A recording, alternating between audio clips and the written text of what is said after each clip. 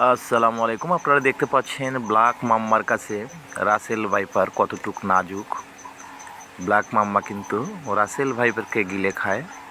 সুতরাং Russell viper নিয়ে এত হই হুল্লোড় করার কিছু নেই। আপনারা সাবধানে থাকবেন। প্রত্যেকটি প্রাণী পরিবেশের ভারসাম্য রক্ষা করে থাকে। আপনার সতর্ক থাকলেই তারা কোনো ক্ষতি করবে না ইনশাল্লাহ।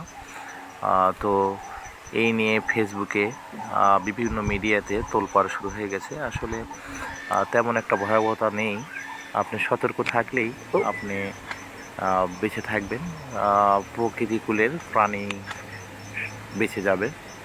এই নিয়ে আমরা হই হুল্লোড় না করে সবাই সকল প্রাণীর উপরই সহনশীল হই।